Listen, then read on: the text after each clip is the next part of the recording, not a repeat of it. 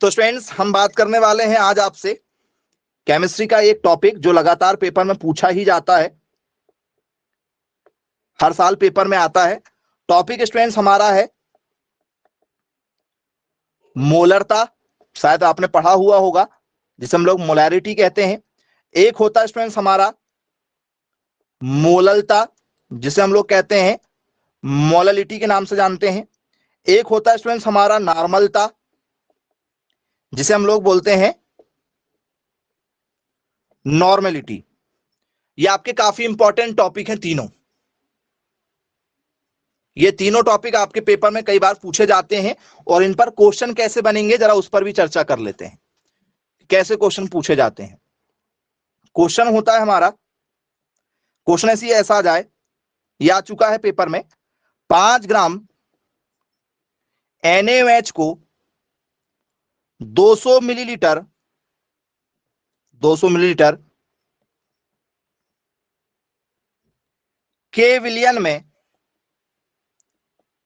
केविलियन में घोला जाता है तो विलयन की मोलरता होगी। विलयन की मोलरता होगी। नॉर्मलता के लिए भी आ सकता है तो नॉर्मलता अलग करेंगे, मोलरता के लिए आ गया तो मोलरता को अलग करेंगे। तो ऐसे क्वेश्चन इस पर बेस्ड हमसे कई बार पूछे जा चुके हैं। ये तीनों टॉपिक पर बेस्ड क्वेश्चन है। क्या कह रहा है हमारा क्वेश्चन? क्वेश्चन है 5 gram of NaOH is dissolved in 200 ml solution,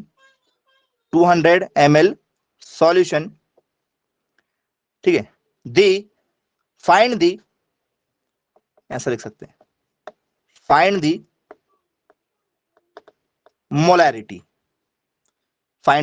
molarity if, जैसा चाहे वैसे बना के कर सकते हो। ऐसे क्वेश्चन हमसे पेपर में आते हैं। तो जब भी आपसे ऐसे कोई क्वेश्चन आए तो इसको सॉल्व करने का फॉर्मूला है, और वो फॉर्मूला तभी बनेगा जब आपका बेस क्लियर हो। बोल सर बेस क्लियर का मतलब क्या होगा? तो स्टूडेंट्स सबसे पहले हमें निकालना है, हमारे लिए मोलैरिटी निकालना है। हमें क्या निकालना है? मोलरता निकालना है। तो मोलरता को कैसे निकाला जाता है? फॉर्मूला होता है स्टूडेंट्स इसका निकालने का। चलिए देखो सिखा रहे हैं आपको। फॉर्मूला होता है स्टूडेंट्स दिया द्रव्यमान बटे परमाणु भार, दिया द्रव्यमान बटे परमाणु भार अपॉन दिया आयतन बटे 1000, यदि ये चीज ml में दी जाए तो। बोले यस सर बिल्कुल ठीक। क्या है? Given mass upon atomic mass. दिया आयतन कितना है सर? दिया आयतन मतलब गिवन वॉल्यूम, ये फॉर्मूला है। मतलब मास अपॉन वॉल्यूम का फॉर्मूला होता है, मास अपॉन वॉल्यूम, एक बार गिवन एक बार एटॉमिक। तो गिवन वॉल्यूम अपॉन 1000, ये फॉर्मूला होता है ऐसे क्वेश्चनों को सॉल्व करने के लिए। ठीक है, ऊपर मास आएगा नीचे वॉल्यूम आएगा।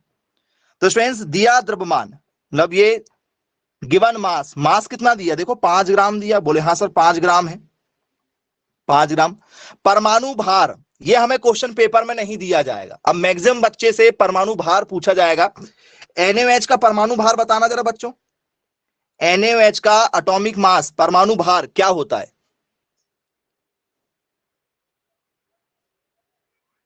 चलिए NaOH का परमाणु भार कितना होगा? 30 होगा? ओके 40 होगा? जी बताइए क्या होगा?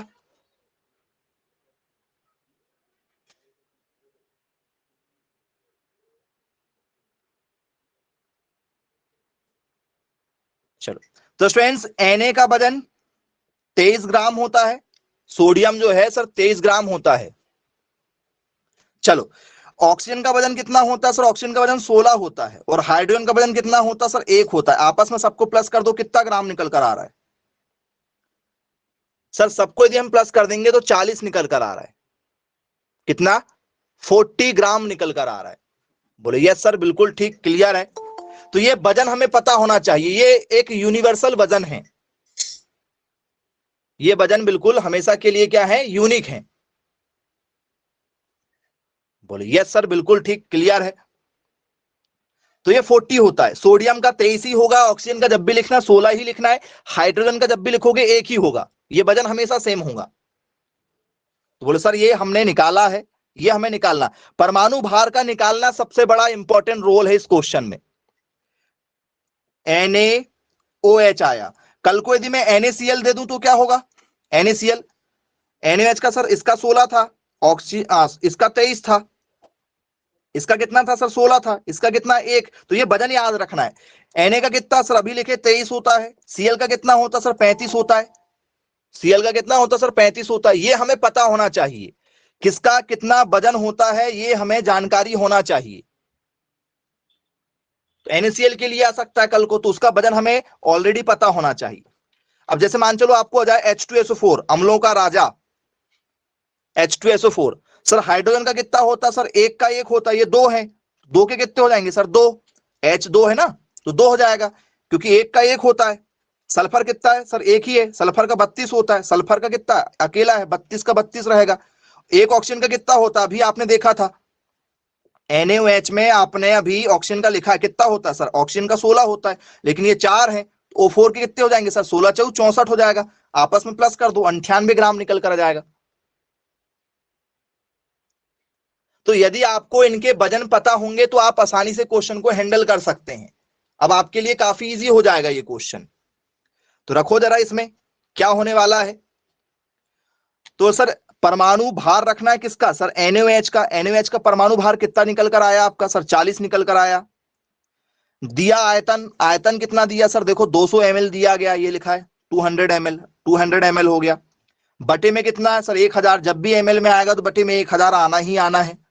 अब आगे क्या होने वाला है क्वेश्चन हमारा, सर आगे की प्रक्रिया में 5/40 है सर, 5 1 5, 5 8 40, 1 0 से 1 0, दूसरे से दूसरा, 2 1 कम 2, 2 5 10, सर ऊपर 1/8 है, नीचे 1/5 है, 1/5 है, लेकिन ये बटे में है 1/5, पलट के जाएगा तो क्या हो जाएगा सर 5/8 5/1 हो जाएगा, 1/5 नीचे बटे में है, मल्टीप्लाई में जाएगा तो 5 ऊपर और 1 नीचे हो जाएगा, 1 से 1 कटा, 5/8 सर 8 छिंग 48 हुआ, बोले यस सर, 0.6 48 हुआ, फिर 2 बचा, 8 दूनी 16, 0.62 आया है, 0.62 आया है। बोले यस सर बिल्कुल है, क्लियर हुआ कैसे सॉल्व करना है, बोले हाँ जी बिल्कुल हुआ है। अब यही जो क्वेश्चन आपके एग्जाम में आया था उसमें ऑप्शन ऐसे दिए गए थे 0.625, एक ऑप्शन दिया गया था 0.635, एक ऑप्शन आपको दिया गया था 0.535, एक ऑप्शन आपको दिया गया था 0.525। किस आंसर के साथ जाना चाहेंगे, तो सर ऑप्शन नंबर ए के साथ जाएंगे, ऑप्शन नंबर किसके साथ जाएंगे, ए के साथ जाएंगे। पेपर में आप लोगों को मोलैरिटी के लिए नहीं आया था, पेपर में मोलैरिटी के लिए नहीं आया था, पेपर में आपसे जो क्वेश्चन आया था वो नॉर्मेलिटी के लिए आया था, नॉर्मेलिटी जी, मोलरता के लिए नहीं आया था, किसके लिए आया था, नॉर्मलता के लिए आया था। क्वेश्चन का पैटर्न सॉल्व करने का यही होता है, नॉर्मलता, बस ये होता है कि मोलैरिटी में एम लगता है, नॉर्मेलिटी में एन लगता है। तो जब हम इस तरीके के क्वेश्चन सॉल्व करते हैं तो हमें सारी चीजों को ठीक है एनालिसिस करते हुए सॉल्व करना है, बन जाएगा आई होप, यदि ऐसे कोई भी क्वेश्चन यदि आते हैं तो। अब इसके बाद में यदि स्टूडेंट्स यहां पर यदि मैं इस क्वेश्चन को थोड़ा सा चेंज कर दूं और आपको बोल दूं भैया किसके लिए करो सर 9.8 के लिए करो, 9.8 ग्राम H2SO4 के लिए करो, और यहां पर आपको दे रहे हैं हम 500 मिलीलीटर दे रहे हैं, नॉर्मलता निकालो या ठीक है मोलरता निकालो, 500 ml दे रहे हैं, यहां पर आपको दे रहे हैं 9.8 ग्राम और H2SO4 दे रहे हैं। इस क्वेश्चन का आंसर आपको निकाल के लाना है, क्या होगा मैसेज कीजिए, किस आंसर के साथ जाना चाहेंगे आप।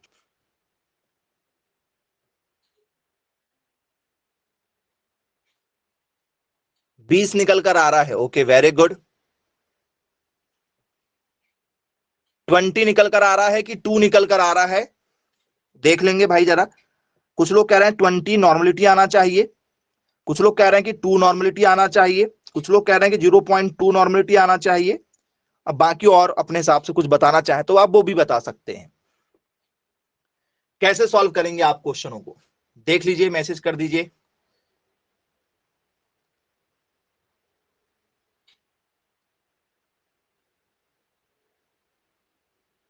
ऑप्शन नंबर सी के साथ जाना चाहेंगे, 0.2 के साथ।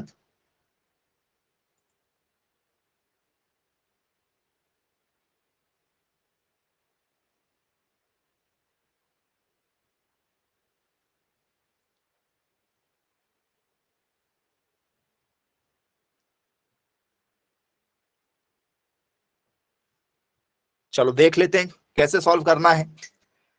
तो इस टॉपिक को आपको यदि हम बता रहे हैं तो 3-4 टॉपिक आपके कवर हो रहे हैं, तो आपको ये बनना चाहिए। मेन खेल जो है वो परमाणु भार का है, क्योंकि आपको परमाणु भार नहीं पता होता है। वो कब पता होगा, जब आपको टेबल के बारे में जानकारी हो।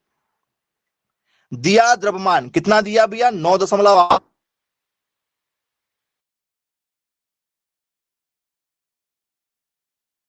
एच और ओ लिखा है, ये कितने कितने मोल है। एच का कितना होता सर, एक। ये कितने हैं सर, दो। तो दो के लिए क्या सर, दो से गुणा कर देंगे तो सर टू अंदर कितना हो गया सर, टू होगा। सल्फर कितना है सर, सल्फर अकेला है, सल्फर कितना होगा सर, 32 होता है। एक ही है सर, 32 हुआ। ऑक्सीजन कितना कितना होता है, ऑक्सीजन का 16 होता है। ऑक्सीजन कितने हैं सर, 4 है, 4 से मल्टीप्लाई करना पड़ेगा। सोचो कितना होगा, अकेले होते तो ये नंबर होंगे अकेले, लेकिन वो क्या है, ये दो था, ये 4 थे, तो जितने उससे मल्टीप्लाई कर दिए तो 32 अंठावन। या याद रखो, ये H2SO4 भी आया तो 98 है, NaOH भी आया 40 कितना है। अब याद भी रख सकते हो या सॉल्व भी कर सकते हो। दिना है गिवन वॉल्यूम कितना है सर, मान दिया 500 ml हमारे पास में सर, 500 बटे में कितना है सर, 1000 है। बोले यस सर, बिल्कुल 1000 है।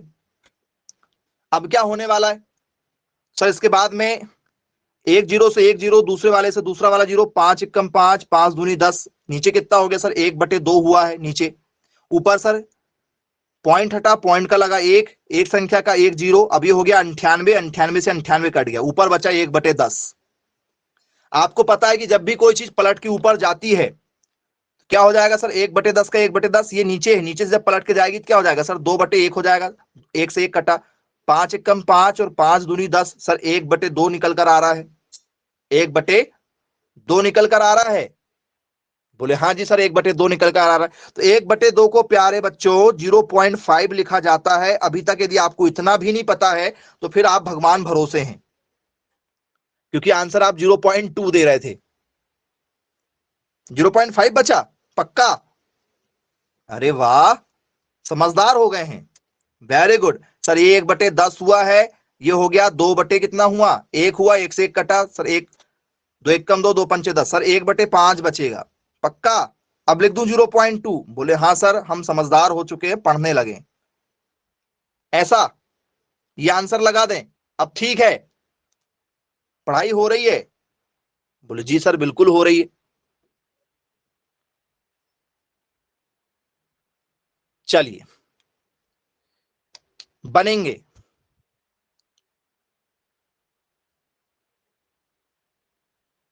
चलिए बहुत अच्छी बात है भाई। तो आपको स्टूडेंट्स क्वेश्चन बनना चाहिए, साथ ही साथ में आपको स्पीड भी मेंटेन करना है क्वेश्चनों की। कोई भी क्वेश्चन आपके पेपर में पूछे जा सकते हैं, ठीक है। जब भी ऐसे कोई क्वेश्चन यदि आपसे पेपर में यदि आए तो आपको घबराना नहीं है, आसानी से ऐसे क्वेश्चनों को हैंडल करना है। अब स्टूडेंट्स इसके बाद में आपको यदि यहां पर मान चलो 72 ग्राम HCl दे दिया जाए, 72 ग्राम HCl dissolve in 250 ml of solution, 250। अब क्या होगा आंसर, 72 ग्राम आपको दिया गया है और ये आपको दिया गया 250। नॉर्मलता निकालो चाहे मोलरता निकालो, क्या होगा आंसर हमारा। तो बोले सर स्वाभाविक सी बात है, दिया द्रव्यमान 72, परमाणु भार किसका, HCl का, H का वजन 1 होता है, Cl का कितना होता है सर 35 होता है, दोनों को जोड़ दो सर ये 36 हो जाएगा, क्योंकि दोनों अकेले अकेले हैं, तो सर ये 36 निकल कर आया। दिया आयतन कितना है सर 250 बटे में कितना सर 1000। बोले जी सर बिल्कुल ठीक, क्लियर है। अब क्या होगा सर, पलटेंगी चीजें, पलट दो। 36 एकम 36, 36 दूनी 72 सर, ऊपर 2/1 आ रहा है, ये 1 जीरो से 1 जीरो कटा सर, 25 एकम 25, 25 चौ 100 सर, 1/4 नीचे या निकल कर आ रहा है, 2/1 है, ये जब पलट के जाएगा तो 4/1 हो जाएगा। 4 दूनी कितना हो गया सर 8, 8 के बटे में 1 है, 1 लिखने की कोई जरूरत नहीं, तो 8 हमारा क्या हो गया, आंसर हो गया। चलिए, आई होप आपको इस तरीके के कोई भी क्वेश्चन यदि आते हैं पेपर में तो जरूर बनेंगे, कोई डाउट तो नहीं है आपके मन में, देख लीजिए।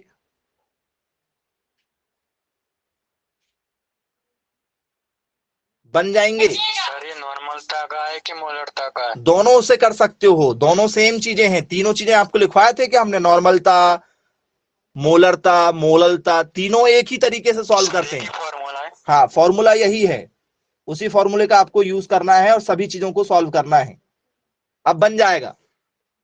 चलिए, अब इसके बाद में स्टूडेंट्स आपको एक और बहुत ही इंपॉर्टेंट चीज बता रहे हैं, जिसको जरा ध्यान से समझिएगा, शायद आपने अभी तक नहीं पढ़ा होगा। स्टूडेंट्स कोई भी परमाणु यदि आप लिखते हैं, कोई भी, जैसे आपने स्टूडेंट्स क्या लिखा, जैसे कार्बन 6 लिखा, यहाँ 12 लिखा, कार्बन यहाँ 6 लिखा, यहाँ 13 लिखा, कार्बन 6 लिखा, यहाँ 14 लिखा। तो यदि स्टूडेंट्स आपसे यहाँ पर पेपर में पूछा जाएगा कि भैया इसमें बताइए परमाणु क्रमांक कौन सा है, तो स्टूडेंट्स जो नीचे की ओर मिलेगा, इसको लिखने का तरीका ये भी है, ये 12 को चाहे तो वो ऐसा भी लिख सकते हैं, ये 13 को चाहे तो वो ऐसा भी लिख सकते हैं, ऐसा भी लिख सकते हैं। तो नीचे जो लिखा रहता है इसे हम लोग क्या कहते हैं, इसे हम लोग कहते हैं परमाणु क्रमांक। परमाणु क्रमांक कहा जाता है, इसे एटॉमिक नंबर कहा जाता है, पेपर में देगा आपको वो, इसे एटॉमिक नंबर कहते हैं। एटॉमिक नंबर को ही यदि मैं आपसे बात करूं कि भैया दिए गए उदाहरण में इलेक्ट्रॉनों की संख्या कितनी है, इलेक्ट्रॉन, तो इसी को परमाणु क्रमांक भी कहते हैं, नीचे वालों को, ये 6 जो है, इसी को प्रोटॉन भी कहा जाता है, इसी को क्या कहा जाता है, प्रोटॉन। यदि मैं आपसे बात करूं कि प्रोटॉनों की संख्या कितनी है इसमें, बताओ प्रोटॉन की संख्या कितनी है सर, प्रोटॉन की संख्या 6 होगी।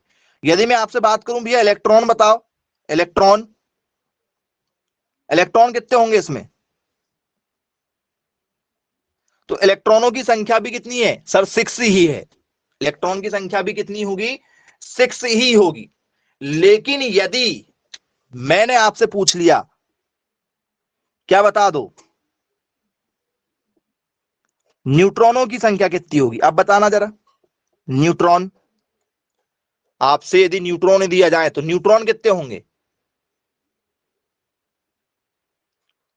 चलो कुछ लोग कह रहे हैं कि सर पहले वाले में 6 होंगे, चलो दूसरे वाले में कितने होंगे, दूसरे वाले में 7 होंगे, तीसरे वाले में सर, तीसरे वाले में 8 होंगे। इनका जो अंतर होता है, 12 में से 6 गए 6 बचा, 13 में से 6 गए 7 बचा, 14 में से 6 गए 8 बचा, तो इनके बीच का जो अंतर होता है उसी को न्यूट्रॉन कहा जाता है, उसी को क्या कहा जाता है, न्यूट्रॉन कहा जाता है।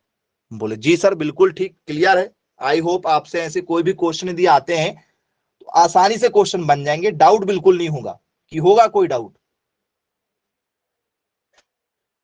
चलो बनेगा। अब स्टूडेंट्स यहीं पर एक और टॉपिक और निकल कर आता है आपका, यदि ये सब कुछ बराबर है, यदि ये बराबर है, यहां 6 यहां 6 यहां 6, तो ये किसका एग्जाम्पल होगा, और यदि आपके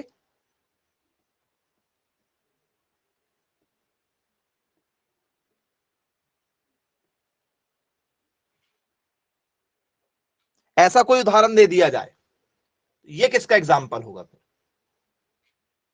ये एग्जाम्पल आपको दे रहे हैं, ये किस किसके एग्जाम्पल होंगे, तो स्टूडेंट्स जिनमें इनके स्थान, स्थान मतलब नीचे वाला, क्योंकि नीचे स्थान होता ना, बैठेंगे तो कहां बैठते हैं भाई, स्थान ग्रहण कीजिए मतलब बैठिए, तो जब भी हम बैठते हैं तो किसी के नीचे बैठते हैं, तो इसे हम लोग कहते हैं समस्थानिक, इसे हम लोग क्या कहते हैं सर, समस्थानिक, जिसे हम लोग क्या कहते हैं सर, जिसे हम लोग कहते हैं आइसोटोप्स, इसे क्या कहा जाता है, आइसोटोप के नाम से जाना जाता है। ये समस्थानिक होते हैं। समस्थानिक में नीचे वाले समान होते हैं, जिसे हम लोग कहते हैं परमाणु क्रमांक। परमाणु क्रमांक समान और परमाणु भार अलग अलग। बोले जी सर बिल्कुल ठीक। इसको क्या कहते हैं सर? इसमें देखो ऊपर वाले समान है, ऊपर वाले समान है, तो ऊपर होता है बार। जब भी आप कभी लिखते हो, जैसे आपने लिखा एक्स बार, बाय बार, जेड बार, जब भी आपने मैथ्स पढ़ा होगा तो आप बार लिखते हो। तो जब भी कोई ऐसी चीज मिलती है तो ऊपर वाले को क्या कहते हैं सर? इसे हम लोग कहते हैं आइसो बार। इसे आइसो बार कहा जाता है। क्या कहते हैं इसे? आइसो बार कहते हैं, या इसे हम लोग बोलते हैं समभारिक, क्योंकि इसमें भार समान, ऊपर वाला भार होता है परमाणु भार, ऊपर वाले परमाणु भार कहते हैं, इसलिए इसमें भार समान है तो समभारिक, समान भार, ऊपर वाला समान, इसमें नीचे वाला समान तो समस्थानिक। आइसोटोप और आइसोबार भी पेपर में कई बार आपसे पूछे जा चुके हैं। आई होप सभी लोगों को क्लियर है, कोई डाउट नहीं जाएगा एग्जाम में, यदि पूछे जाएंगे तो बन जाएंगे यहां से टॉपिक। समस्थानिक क्या होता है, समभारिक क्या होता है, प्रोटॉन क्या होता है, न्यूट्रॉन क्या होता है, इलेक्ट्रॉन क्या होता है, आइसोटोन क्या होता है। वेरी गुड, आइसोटोन, आपने आइसोटोन भी सुना होगा। तो फ्रेंड्स इनके बीच का जो अंतर होता है, इनके बीच का जो अंतर होता है, इनके बीच का जो अंतर अभी आपको बताए थे ना, तो इनके बीच का अंतर को क्या कहते हैं सर? इनके बीच के अंतर को हमने कहा है न्यूट्रॉन। क्या कहा है? न्यूट्रॉन कहा है। इसी को क्या कहते हैं सर? इसी को हम लोग कहते हैं आइसोटोन। इसी का एक और नाम क्या है? न्यूट्रॉन को ही क्या कहा जाता है? आइसोटोन कहा जाता है।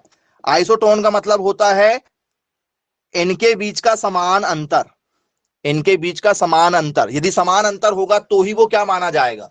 आइसोटोन माना जाएगा। अंतर, समान अंतर, ये वाला एग्जाम्पल नहीं होगा इसका। जैसे मान चलूं मैं बोल दूं, जैसे मैंने आपको अभी कैल्शियम दे दिया, कोई दूसरे एग्जाम्पल यदि आपको दे दे, समान अंतर की बात हो रही है, बीच का अंतर समान होना चाहिए। बोले सर कैसे? कोई अलग भी एलिमेंट हो सकता है लेकिन अंतर समान होना चाहिए। अब ये पॉसिबिलिटीज कैसे होगी भाई? आओ जरा, ठीक है, आइसोटोन के एग्जाम्पल को देख लेते हैं। तो इसका एग्जाम्पल यदि मैं आपको दूं, जैसे मैंने यहां पर आपको लिखा, एक ये लिखा और यहां पर आपके लिए ये हो गया, ये इनके बीच का अंतर देखो समान है कि इसके बीच का अंतर 20 का है, इसके बीच में जो अंतर है वो 22 का है। तो ये आइसोटोन का एग्जाम्पल हुआ क्या? बोले सर नहीं, ये आइसोटोन का एग्जाम्पल नहीं हुआ। लेकिन यदि मैं कैल्शियम 2040 और पोटेशियम 1939 ऐसा लिख दूं, क्या इनके बीच का अंतर समान है? इसके बीच का अंतर 20 का है, इसके बीच के भी अंतर 20 का है। जिसमें अंतर समान हो उसे हम लोग आइसोटोन कहते हैं। जिसमें अंतर समान हो उसे आइसोटोन के नाम से जाना जाता है। बोले यस सर बिल्कुल ठीक। यदि आपसे पेपर में आए which is the correct example of isotone, निम्न में से कौन सा आइसोटोन का उदाहरण होगा? क्या ये आइसोटोन का उदाहरण होगा? जरा चेक करना, ये वाला एग्जांपल आपको आया है पेपर में, क्या ये आइसोटोन का एग्जांपल होगा? ये अलग अलग है, ये भी अलग है, ये भी अलग है, ये सब अलग अलग है। अलग अलग है समझ जाना कि ये तो ना तो संभारिक है ना तो समस्थानिक है। अंतर समान है सर, इसमें 16 का अंतर है, इनमें नहीं सर, ये नहीं है। यदि इसको ऐसा कर दूं तो अब समान है, जरा देखो, अब आइसोटोन का एग्जांपल हुआ, इससे पहले नहीं था, अब हुआ, चेक करो। पहचान करने के लिए आते हैं है या नहीं है सर? अब देखो यहां 16 का अंतर था, यहां भी अब 16 का ही अंतर है, ये आपस में बराबर हो गया अंतर। अंतर यदि बराबर हुआ तो आइसोटोन का एग्जांपल हो जाएगा। बराबर हुआ तो आइसोटोन, बराबर नहीं हुआ तो नहीं होगा। चलो अब यदि मैं आपसे ये एग्जांपल पूछूं, ये किसका एग्जांपल है? 1s1 1s2 1s3, ये किसका एग्जांपल है? किसका एग्जांपल है ये बताओ? कई बार पेपर में आ चुका है क्वेश्चन, रिपीटेड क्वेश्चनों में से एक क्वेश्चन माने जाते हैं जी। इसको हम लोग कहते हैं प्रोटियम, इसे प्रोटियम कहा जाता है। इस भाई साहब वाले को कहा जाता है ड्यूटेरियम कहा जाता है, ड्यूटेरियम, और इस वाले को कहा जाता है हमारा ट्राइटियम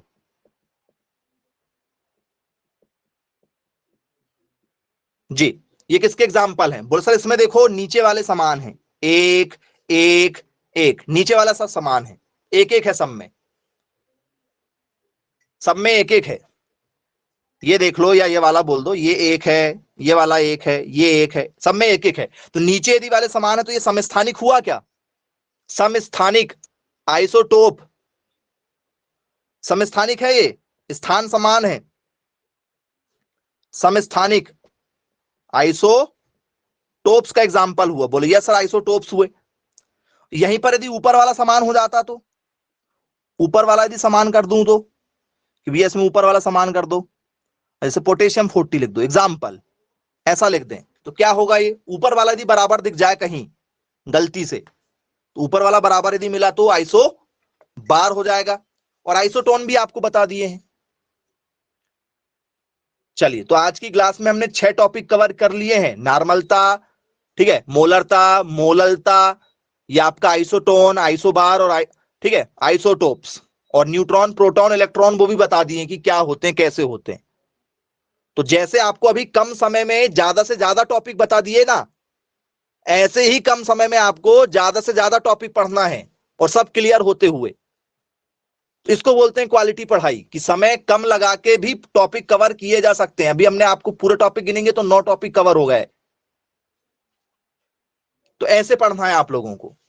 चलिए ठीक है स्टूडेंट्स, आज की क्लास को यहीं समाप्त करते हैं। Bye bye, take care.